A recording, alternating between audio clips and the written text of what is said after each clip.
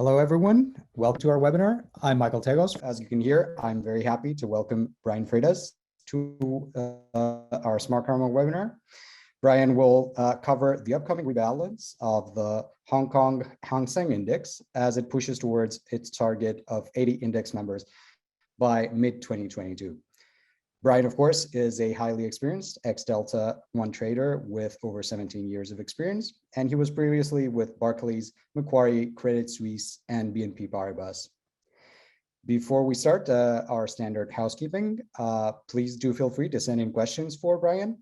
You can use the Q&A button on your Zoom app to do that, and you can send in your questions throughout the webinar. Please do not reshare or reproduce the contents of the webinar without express permission. The recording will be available on the registration page afterwards, as always. With that out of the way, Brian, let me welcome you to the webinar once again. It's great to have you back. Without further ado, the floor is yours. Thank you, Michael, and good evening to everyone on the call. Today, we're going to take a look at potential changes to the Hang Seng Index at the December rebalance. That will be announced post-market close on Friday. That's 2 days from now, with the changes being implemented at the close of trading on Friday, the 3rd of December. So there are only 2 weeks of trading between announcement of the changes and their implementation.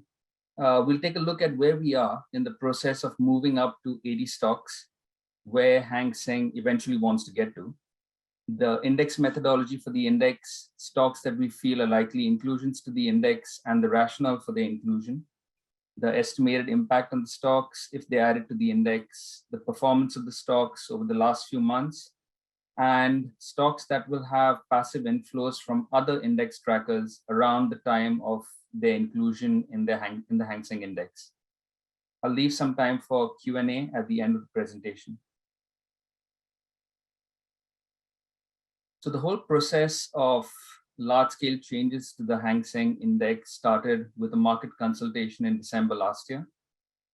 The conclusions of the market consultation were made public in March this year, and the big changes were an increase in the number of constituents to 80 by mid-2022, and ultimately to have 100 stocks in the index. Stocks were divided into 7 industry groups, and there would be an attempt to have at least 50% coverage of market cap versus the Hang Seng Composite Index for each industry group. The industry groups will be reviewed every 2 years to ensure that large movements in market cap were reflected in the new groupings. Listing history requirement for index inclusion was shortened to 3 months. Earlier, there was a graded scheme depending on the market cap of the stock. A decision was made to retain 20 to 25 Hong Kong companies in the index, and there was a rationalization of the weighting cap to 8% for all stocks in the index. The earlier capping scheme imposed an 8% cap on secondary listings and stocks with weighted voting rights, and a 10% cap on all the other stocks in the index. So where are we now in the process? The 8% weighting cap was implemented at the June rebalance, so that's done and out of the way. There were 3 inclusions at the June rebalance and 3 inclusions and 1 deletion at the September rebalance. And those changes have now got us up to 60 index constituents. Among the industry groups, we have 3 that have a coverage of above 50%, while 4 industry groups are below the 50% threshold. There's always been a focus on the financial sector given its outsized weight in the index, and that group has an index coverage of over 80% now. The information technology sector is close with coverage of almost 80%, while the others are higher than 40% but below 50%, except for the healthcare sector, where the coverage is just 29% versus the Hang Seng Composite Index. So where do we need to get to? 80 constituents by mid-2022 is what Hang Seng has said, and 100 constituents at some point in the future. There are only 3 rebalances by the time we get to mid-2022. That means 20 stocks need to be added to the index over the next 3 reviews in December, in March, and then in June next year. And that is if Hang Seng follows the conclusions of the market consultation that they published. And that brings us to the question of why weren't more stocks added to the index earlier? Why were there only 5 stocks net added to the index over the last 2 rebalances? The turnover at the June rebalance was going to be high, even with no additions and deletions, given the capping change from 5% to 8% for secondary listings and stocks with weighted voting rights, and from 10% to 8% for other stocks. So even with just the 3 additions, BYD, Finny Solar, and Country Garden Services, one-way turnover at the rebalance was almost 7.5%. Then FTSE and MSCI switched Alibaba's listing from the ADR to the Hong Kong line in their indices, and that resulted in a big shift of stock from the ADR to Hong Kong CCAS. Hang Seng then had to index Alibaba's weight in the index at the monthly July rebalance, and Alibaba's weight in the index was around 11% at the time, if I remember correctly. The threshold for capping was not met at the July rebalance, which meant that Alibaba's weight was capped to 8% at the September rebalance. That was a regular one. Along with the capping to the other large index stocks as a result of the market volatility following the regulatory clampdown in China, turnover again was going to be high. With just 3 adds, Li-Ning, Xinyi Glass, and China Merchants Bank, and 1 deletion, Bank of Communication, the turnover again was around 7%. Hang Seng probably didn't want the turnover at a single rebalance to be too high, so they held off on adding any more stocks to the index. In terms of industry groups, financials, information technology, properties and construction, and healthcare have been kept as standalone groups. Consumer discretionary and consumer staples have been clubbed together, as have telecom and utilities due to their defensive nature, while all the rest of the industries which have much smaller market caps have been clubbed together in the 7th group. In terms of the Hang Seng index methodology, the universe is limited to constituents of the Hang Seng composite large cap and mid cap index, and that has around 319 stocks. So that's our initial universe. Stocks need to be listed for at least 3 months by the review meeting date. The market cap that they use is the average month-end market cap over the last 12 months. Stocks need to pass a velocity test where they have to turn over at least 0.1% of their free float shares on a monthly basis. And the stocks also need to pass a separate turnover test. Now, Hang Seng also looks at the financial performance of the stocks and the representativeness of the stocks being included in the index. So this is not a pure rule-based index like the HSCEI, and the index committee has a lot of discretion in choosing stocks to be included in and deleted from the index. So we cannot be absolutely sure of what the changes are going to be, but we can narrow the field down and make educated guesses given the parameters that we have discussed so far. So what do we expect from Hang Seng indexes? The main expectation is that they follow the index methodology, that there are more inclusions from industry groups that are short of meeting the 50% target coverage ratio. Preference is given to larger stocks within an industry group. Preference is given to industry groups where stocks are more representative of the larger group. No sectors or stocks are shunned given extraneous factors. And by that, we refer to the fact that big tech and other stocks that were targets of the regulatory clampdown in China were conspicuously not added to the index at the September rebalance.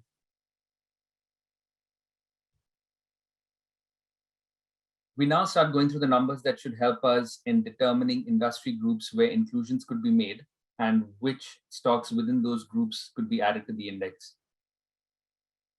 The Hang Seng index covers 60% of the market cap of the Hang Seng Composite Index, while it covers around 58% of the turnover. But that coverage is highly skewed depending on the industry group. So we find four groups. That's the consumer discretionary and consumer staples, properties and construction, healthcare, and the others group where the coverage ratio is less than 50%. And we would expect these industry groups to see more inclusions to bring their coverage ratio up to 50% or at least close to 50% at the December rebalance. To analyze representativeness of the industry groups, we compare the average market cap of the stocks in the group to the median market cap of the stocks in the group. Now, the ratio is very high for the financial group and the information technology industry, indicating that there are few very large stocks and many stocks with a much lower market cap. So we don't expect any stocks to be added from the financials group, given that the coverage is already over 80%. And stocks that are not in the index at the moment are not really representative of the broader group. It's similar for the information technology group, but given that there are some stocks which are very large and have a very high daily traded volume, there is a chance of stocks being added from there. So most of the other inclusions to the index should come from the other groups where the average to median market cap is less than 2.5, which indicates that a lot of stocks have similar market caps and representative of the broader group. So what should Hang Seng indexes do? At the December review, they should add large stocks from the consumer staples and consumer discretionary sectors. They should add large stocks from the healthcare group and add large stocks from the smaller industries that have been clubbed together. They could add a stock from the information technology sector and the utility sector, maybe a stock from the property sector, though we wouldn't really hold our breath on that one, given the troubles that have plagued that sector recently. At subsequent reviews, it would pretty much be rinse and repeat, except with smaller stocks to increase the coverage further and to reach the 80 stock count. What will Hang Seng indexes do? Well, it's tough to say for sure. The framework that we have follows the methodology and will get us to the 80 stocks eventually. But the index committee, given the amount of discretion that they have, could decide to take a different path on how to get there. They could even abandon the plan to get to 80 stocks over the next three rebalances. We don't know that for sure yet, but we will have a much better idea in the next couple of days when the changes at the December rebalance are announced.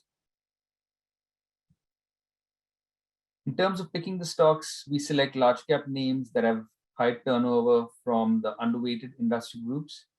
And we eventually come up with 12 potential inclusions and 2 potential deletions, though the probability of deletions is quite small, given that we need to get to the 80 stock count by June. Even with 12 inclusions, plus the regular capping changes at the rebalance, one-way turnover will be less than 6.5%. This is lower than the turnover at the 2 prior rebalances. If only the higher probability stocks are added to the index, and that's 8 of them, one-way turnover will be 5%. And I think that should be palatable to the index committee, given the much higher turnover at the 2 previous rebalances. In terms of potential inclusions, we see Kuaishou as a potential inclusion, given its sheer size and high daily turnover, even though the information technology sector has a coverage of over 80%. We see Smoor, Nongfu Spring, and China Resources Beer as additions from the consumer staples and consumer discretionary group, ENN Energy and China Gas as inclusions from the utilities group, JD Health, Hansa Pharma, and Innovent Biologics as inclusions from the healthcare group, JD Logistics from the industrial group, China Hontia from the materials group, and maybe China Resources Lifestyle from the properties group. There are a few stocks that have Evergrande in their name that appear higher up the list, but we highly doubt that the index committee is going to add those stocks into the index.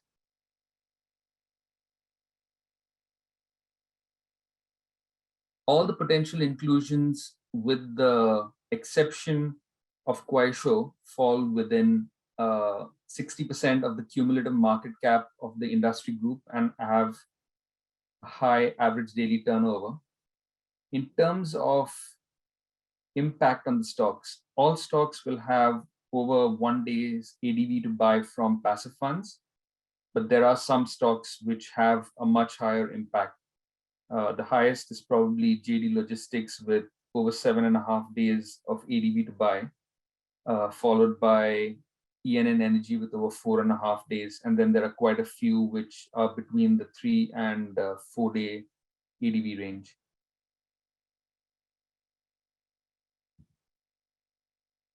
The large number of inclusions will also result in a big funding trade where passive investors will have to sell some of their existing holdings in index constituents to raise cash to buy the new stocks that are being included in the index. Some of the stocks which will have a relatively high selling impact in terms of days of ADV to trade, HSBC, CLP, China, Hong Kong and China Gas, WARF Real Estate, Power Assets, and CK Hutchison. Now, if the 12 stocks are added to the index, the coverage of the industry groups will increase significantly, with the largest increase in coverage for the healthcare group, which will see its coverage increase by almost 20% just by adding 3 stocks. And the other groups will have pretty substantial increases in their coverage, bringing them closer to 50%, or in the case of information technology, taking it up towards 85%. But post these changes, there will be only 2 industry groups which will be below the 50% threshold, and that too just marginally. In terms of the broader index, the coverage will increase from 60 to 67% on market cap versus the Hang Seng Composite Index, and from 58% to 62% on turnover. So this brings both numbers higher, and over the next few rebalances, both of these numbers should be closer to 70%. Looking at the price performance of the inclusions, we see that a lot of the stocks are trading near their lows and a lot of the sell-off has come over the last couple of months following the regulatory clampdown in China. And while it might have been good to avoid them 6 months ago, given the drop in the stock price of a lot of these stocks and the likelihood that the regulatory clampdown is further along the road than it was at that point, it might not be a bad idea to include some of these stocks in the index now.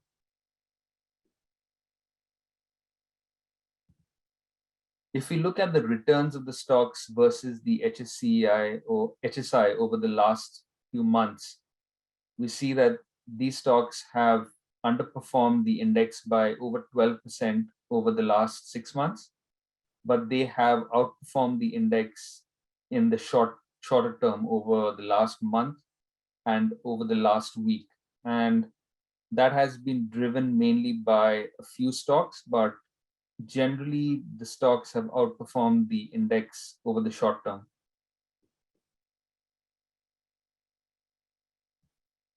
To check for pre-positioning on the stocks, we look at the cumulative excess volume on the stocks over the last few months to check if there is any pre-positioning and the extent of it. We find that a lot of the stocks have seen a sharp drop in volume from August onwards compared to the average volumes prior to that point. And that has resulted in the cumulative excess volume, which is the orange line, actually dropping for most stocks. In the case of China gas, the cumulative excess volume jumped in October, but that came on falling prices. So it's more likely a result of unwinding of long positions rather than positions being built in anticipation of inclusion in a particular index. Kuaishou and ENN Energy are two stocks where there has been a consistent increase in cumulative excess volume. And those two names are likely stocks where there are some pre-positions built up. If we look at the rest of the names, Hanso Pharma has seen an increase in the cumulative excess volume, but again, that has come about on falling prices. So it's unlikely that a lot of it is index pre-positioning. The really interesting name is Nongfu Spring, the chart right at the bottom on the right. The stock had been in a range and the cumulative excess volume was dropping.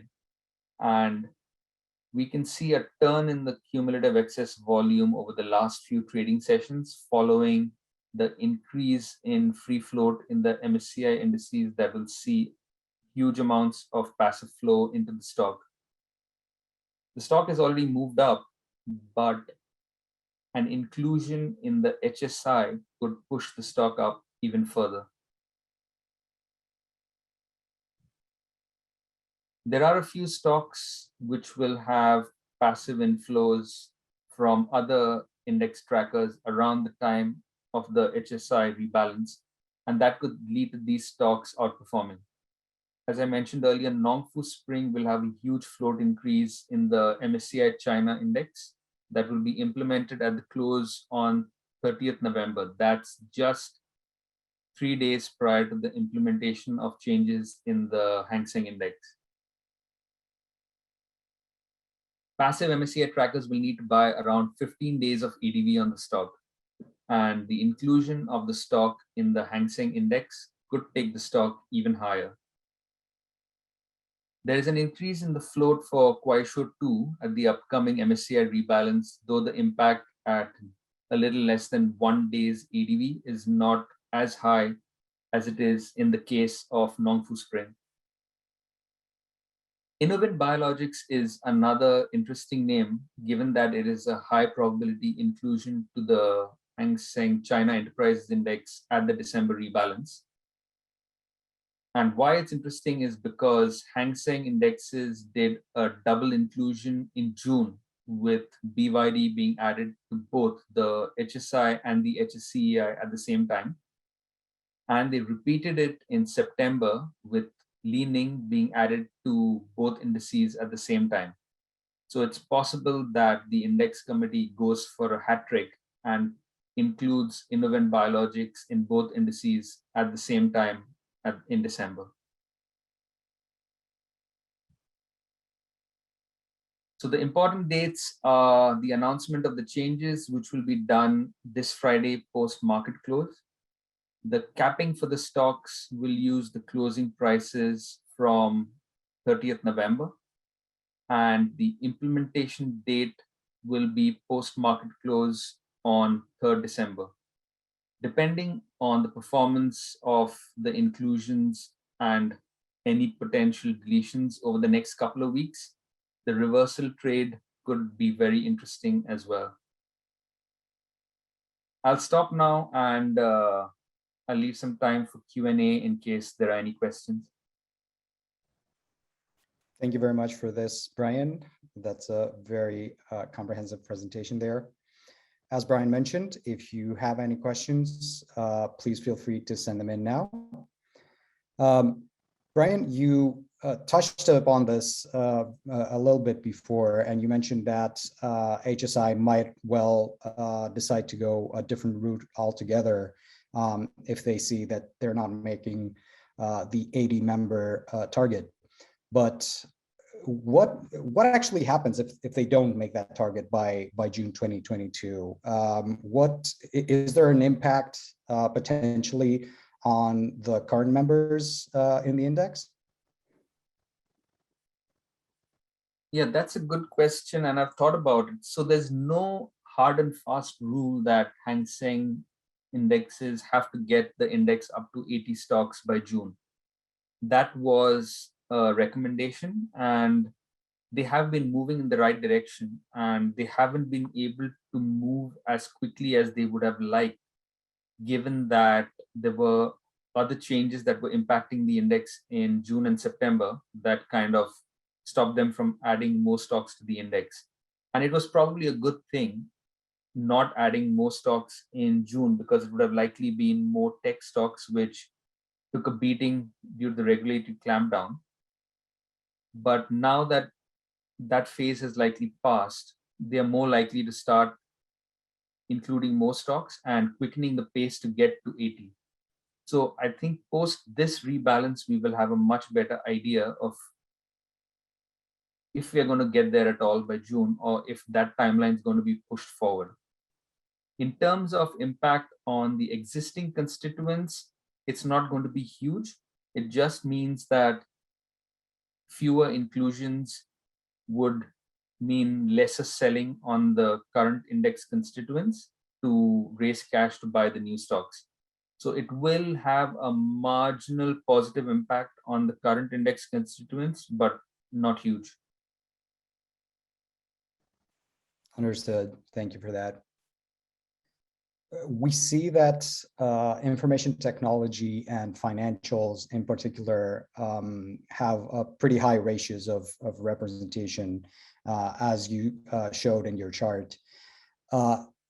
In order to sort of bring up the rest of the industry groups, do you expect any significant deletions from those two sectors? Or are they? Do you think they're going to continue to be to have the same strength, basically? Yeah, so I think there's the possibility of one stock being deleted from financials, which would be China Life, but it's not going to have a huge impact on the coverage ratio. It'll probably drop by a couple of percent at the most. So that's not going to be a huge change. In terms of information technology, there are only four information technology stocks in the index. That's Tencent, Meituan, Alibaba, and Xiaomi.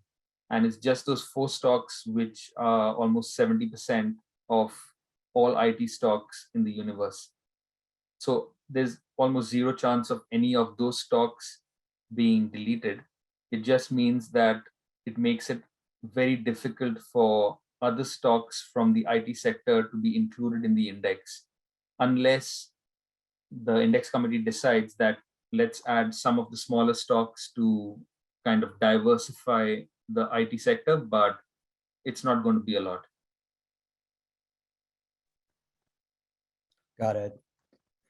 When it comes to the healthcare sector, as you have shown, it gained in ratio quite significantly, but is still a bit underrepresented in relation to the others. And given the kind of increased activity that we've seen in healthcare IPOs in Hong Kong in particular in 2021, do you expect any strong names to be considered for inclusion? You mentioned Innovent Biologics during your presentation, but are there any others that you would suggest keeping an eye on? Yes, so the largest stock in the healthcare sector is, by market cap, is WuXi Biologics. That's already in the index. The next biggest stock is JD Health, and that is not a member of the index. So that's probably one stock which, if it's included in the index, will increase the coverage ratio by almost 10%. They've probably not added the stock earlier, given that only listed in December last year, but there is a much higher probability of the stock being included and in the index at the December rebalance. So I would say JD Health and Innovent Biologics are probably the highest, have the highest probability of being included in the index, with Hanso Pharmaceutical probably next in line. Understood. One of your suggestions was for consumer stocks to be included. Do you have your eye on particular stocks that you feel would be strong inclusion candidates? Yes, so the highest by market cap is Smoor, and that would have probably been included at the last rebalance if it wasn't for the regulatory clampdown, where there was a lot of press about the impacts of vaping and how vaping companies should be regulated the same way that cigarette companies are. So that kind of probably got the index committee to change their mind. But Smoor, given market cap and the high trading volumes in the stock, is a very high probability addition, along with Nongfu Spring. And probably lower down, you would have China Resources Beer. Those are probably the three highest market cap stocks that are currently not a part of the Hang Seng Index. Got it. Thank you very much for that. And finally, obviously, when it comes to the question of what will HSI do finally, I really liked that slide, by the way, and it kind of underlines the sort of unpredictability that we're dealing with there. Have you noticed that unpredictability having an adverse effect in the market at all? Or is it kind of like it's kind of expected at this point from HSI? Yes, so everyone knows that it's not a rule-based index, and there are names that come up from time to time which weren't expected, but I wouldn't say it's as radical as the changes to the Nikkei, which I think of a magnitude more difficult to choose stocks.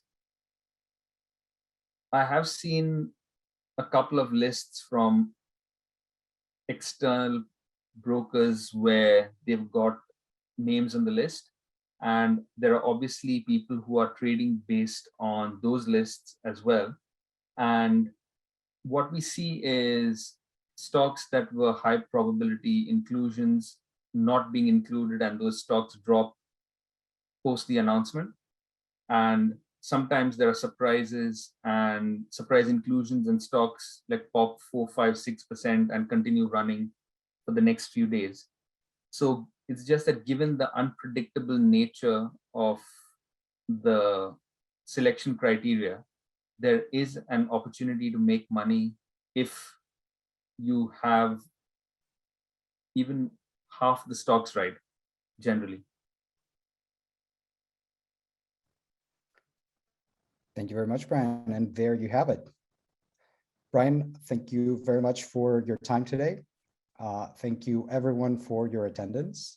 Obviously, Brian will continue covering the rebalance as well as more potential changes across Asia Pacific indices. So do keep an eye on his insights on Smartkarma for that. And please note that Brian is also available for bespoke research services in this regard. So if you are interested, please do contact your Smartkarma account manager and they will help you get in touch. If you have any other questions, you can always email us at research@smartkarma.com. Thank you very much for being with us. Brian, thank you once again for your time and comprehensive presentation today. Thank you, Michael.